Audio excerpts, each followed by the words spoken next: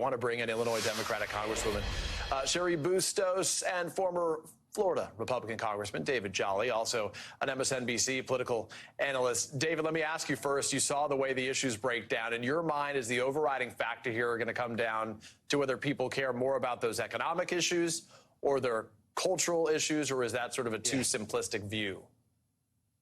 Well, I don't think it's too simplistic in terms of the top issues of the economy and a woman's right to choose. Clearly, in a post-Dobbs world, we have seen the numbers shift more favorably to Democrats. I think what I'm fascinated to see this cycle is, you can break down election cycles into turnout races or persuasion races, and truthfully, they're almost always just turnout races. Can I turn out enough people on my side based on enthusiasm or anger? But what the Dobbs decision did is it handed Democrats a persuadable constituency on the issue of a woman's right to choose. The nuance, Peter, though, is the persuadable voters for Democrats this cycle are not traditional Democratic performing voters, and they probably have never identified as pro-choice, but they're learning that maybe they were pro-Roe all along. That message doesn't fit neatly within the Democratic messaging of the past, but it's there for their taking, and I think that's why you're seeing Democratic numbers bump up a little bit going into November.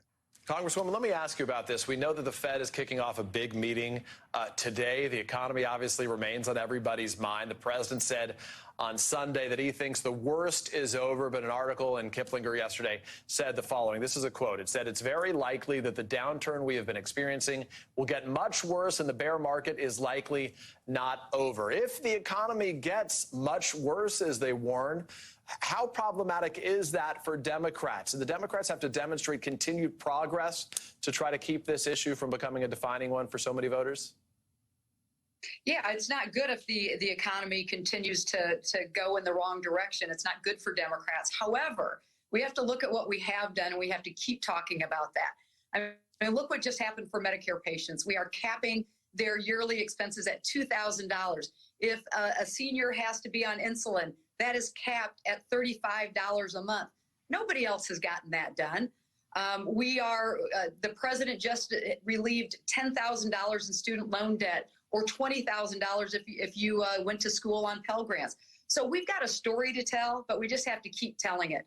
I could not agree with David more, though, about this is going to get down to doing a good job, which I believe the Biden administration is, and I believe House Democrats are as well, and taking credit for it. So we have to talk about that, and then we have to make sure that we have the best get out the vote plan in the history of our party. We've got anger going on. I come from a district that Donald Trump won. In fact, I'm the only woman serving in the U.S. House of Representatives who won every cycle when Donald Trump was in office. And so I understand those swing voters. I'm a Democrat in a Trump district. And as it pertains to choice, this is a hot button issue, and it has changed dramatically in these 10 years that I've been in office. It went from an issue that you just didn't talk about to an issue now that people are saying, I don't want Uncle Sam in my room with the doctor helping me make a decision. This is my decision to make. Just like when we're making Sunday dinner, we want to decide for ourselves, or we're going to have fried chicken or baked chicken. We don't want anybody else telling us what to do. Yeah, those personal stories as it relates to women's experiences with abortions in the past, or the ability to have that freedom if they need to at any point going forward, have really, I think, affected a lot of people making their decisions now. David, I want to switch to the Republican side. NBC's First Read included a number from the poll that struck a lot of folks. It said just 33% of Republicans and Republican-leaning voters say they consider themselves loyal to Donald Trump over the Republican Party. That's the lowest level since NBC started asking this question. 58%, nearly 6 in 10, say they're primarily supporters of the Republican Party. So given that, how big of a factor is Mr. Trump in these midterms? The presumption is that the more we talk about him, the more this legal proceeding continues with the DOJ and his lawyers over Mar-a-Lago and the like, the better it is for Democrats. Absolutely. Donald Trump is bad for Republicans. The Republicans want to prosecute a case against Joe Biden in the midterms. That is the playbook of every party outside of power. It's not unique this cycle. They do not want to be defending Donald Trump. And to your point on those numbers, Peter, they also mirror that Donald Trump's fave-unfave is down at about the 30% level as well. But I would flip the script a little bit on this and suggest to you this.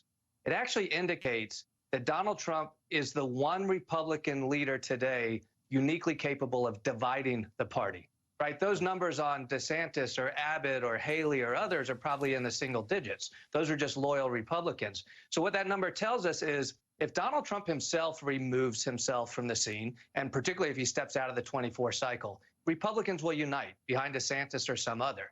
But if Donald Trump decides to make a play for party leadership to keep the reins, that will continue to fracture the party, divide the party, and play in favor of Democrats, not just in November, but in 24 as well.